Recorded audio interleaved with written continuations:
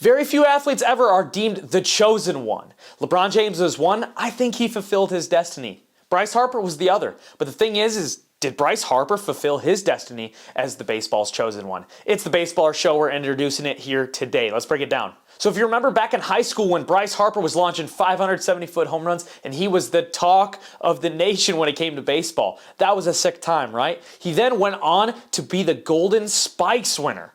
As a JUCO freshman, he hit .443 and had 31 jacks. He was one of 4 players in the history of college baseball to win the Golden Spikes Award as a non-Division I player. So obviously the hype was real with this guy, and it should have been. He was a dog. He went to the minor league systems for the Washington Nationals after he was drafted 1-1, baby. And after he was drafted, he just flew through the ranks and made it up to the major leagues as a rookie, being a 19-year-old. That was when he debuted, was 19 years old, and he didn't disappoint. A lot of players, doesn't matter who you're talking about, the Barry Bonds, Mike Trouts, I don't care, name a player, when they first step foot on the Major League Baseball field, usually there's some struggle. Just generally, not too many people in history have not just blown it up. Bryce Harper did it right away.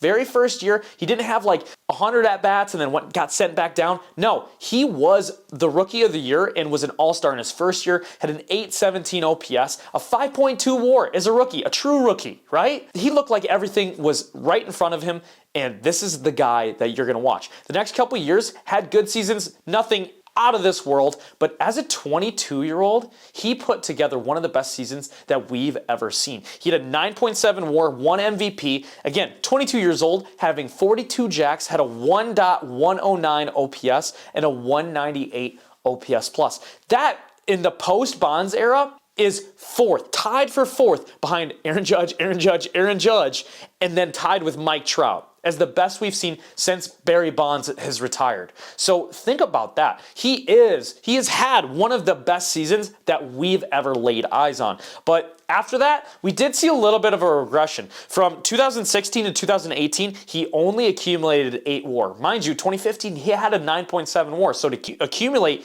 8 WAR wasn't that MVP level of play. He still batted .267 with an .897 OPS and a 133 OPS plus. I mean, can you really be too upset about that? I don't think so. Then, obviously, he signed that big deal with Philadelphia, and with the Phillies, signed a big deal, and from 2019 to 2021, he went back to looking like an MVP. He accumulated, again, this is like 1.5 or 2.5 seasons because 2020, he accumulated in 2.5 seasons a 12.3 WAR, a 281 average, 958 OPS. That gives him a 151 OPS plus. That is mixed in with that 2021 MVP season. His second MVP season, he had a 5.9 WAR, 309 average, a 1.044 OPS, and a 179 OPS plus. Again, an elite season. Looking like he is that chosen one, right? 2 MVPs that early in his career. I mean, a stud. But now we kind of are going into this period from 2022 to now where he did have 2 All-Star appearances, but he's accumulated not as much WAR in that period. He has a 281 average, 880 OPS, and a 141 OPS plus. So losing it a little bit, but that's highlighted by this last season in 2025. Again, 32-year-old season, a 3.1 WAR, 261 average, 844 OPS, and a 129 OPS plus. And that's obviously sparked by now we're seeing comments from Dave Dombrowski are like, hey, are you elite, man? Are you still that guy? And then Bryce Harper obviously rocking that not elite shirt. Sick, love that. Do I think he's still elite? Absolutely. I think he's still elite. I think it was just one of those bad seasons. I bet he bounces back more towards that 135 to 140 OPS plus type of player. But where do you think about him is the chosen one, right? And I think that's the topic of this video is, do I believe that he was the chosen one? Here's some more data for you guys. So since 1980, here are the career OPS plus leaders in baseball. And if you look along this list, you see tons of great names. Bonds, Judge, Trout, McGuire, Ohtani, Soto, Frank Thomas, Manny Ramirez, Jeff Bagwell, Mike Schmidt, Edgar Martinez, Jim Thome, Albert Pujols, Albert Bell, Lance Berkman, Joey Votto, Mike Piazza, Freddie Freeman, and there is Bryce Harper. So he is definitely one of the guys, but is he the chosen one?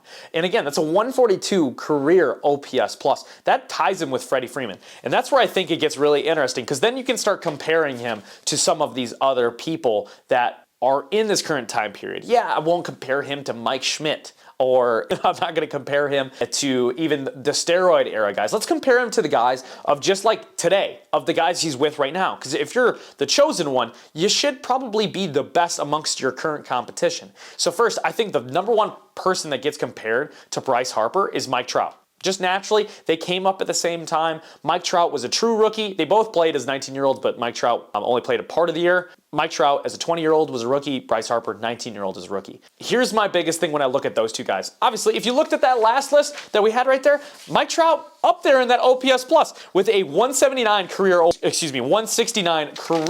plus. So we're talking about a guy comparatively to 142. That's quite a bit of separation. Why that is if you look from 2012 to 2022, Mike Trout has only had 2 seasons.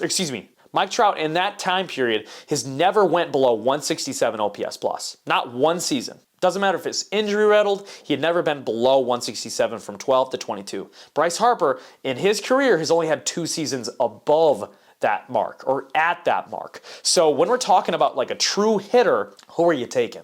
Obviously, when you think about Mike Trout, injuries are probably riddling the rest of his career. Hopefully he can figure that out to some degree, but that is probably going to be his 33 and beyond type of career for Mike Trout is going to be probably not the same as what we've seen. Bryce Harper, who knows? So he still has time to kind of bring up that longevity. But if we're talking peak, in order for, even if you look at the comparative numbers here, in order for Mike Trout to get surpassed by Bryce Harper in WAR, Bryce Harper would have to have, for the next 6 years, the last 6 years remaining of his contract, that would get him into his 38-year-old season. Through his 38-year-old season, he would need to have a 5.5 WAR for all of those years in order to surpass Mike Trout's WAR right now, what Mike Trout has right now. So that's quite a bit of a separation if we're talking about 2 players right there. So Bryce Harper has a chance at the longevity, but Mike Trout has 1 more MVP, a ton of counting numbers, still more home runs, et cetera, et cetera, et cetera. Bryce Harper could probably beat him in the counting numbers,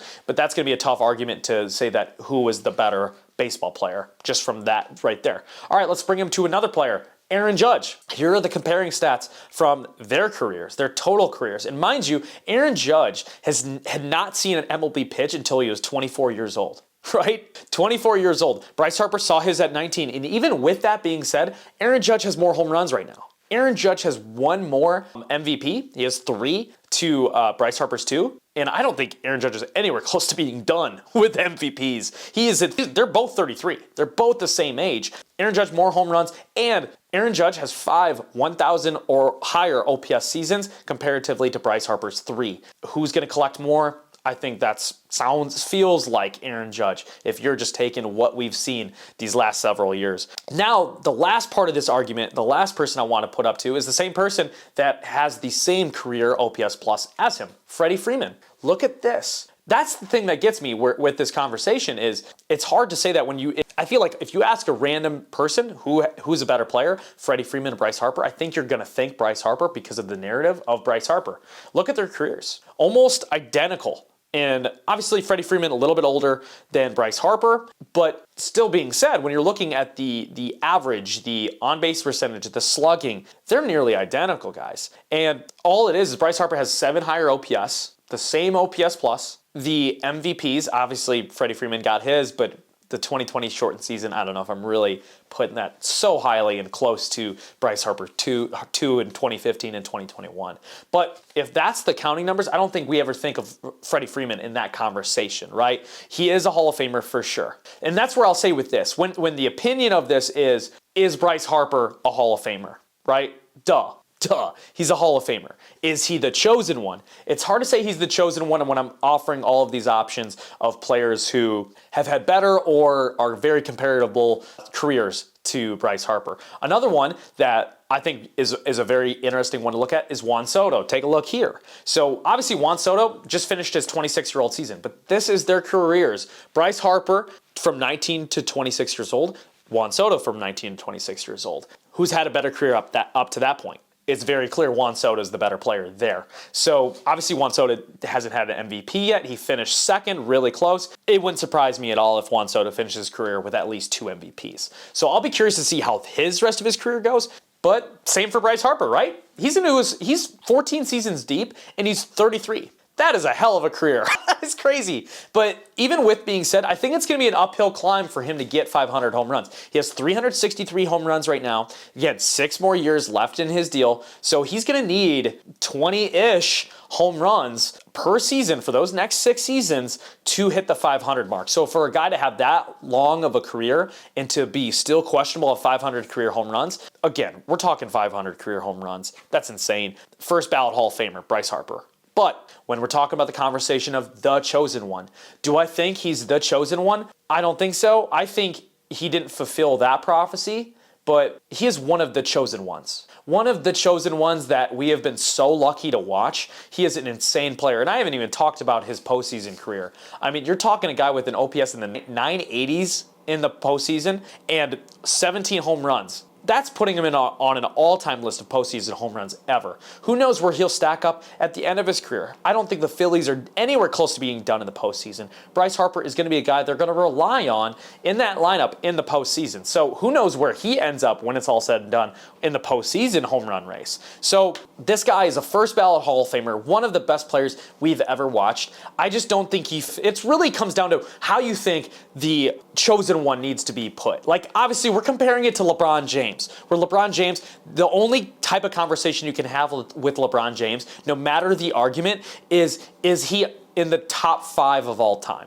That I think anything outside of top 5 is probably silly. I don't want to get too deep down that. Whether you get him at 1, 2, behind Jordan, 3, whatever it is, he's in that upper echelon, that inner circle of the best players who've ever touched a basketball. Can you say the same for Bryce Harper? I don't think so. I think he's in that conversation, but when you're talking top 10, top 5, I don't think he's in there, and I don't even think he's in there if you were going 1980 past that. Like I said, I showed you the top 19 seasons of OPS plus, and he's 19th. I don't even think his OPS plus goes higher the rest of his career. So if he finishes out another 6 seasons, he might be in the low 130s. And then you look at that career, and you're up there in the 130s. You're like a Carlos Beltran type of overall looking career. So I can't put him in that chosen one, but man, I'm gonna be honest, it feels like I'm nitpicking too much at this insane career by Bryce Harper that still has so much more life yet. I'm excited to see how it pans out the rest of the way. Let me know in the comments though what you think. Am I full of shit? Am I somewhere close? What's your opinion? Bryce Harper, I think he's a favorite in people's minds,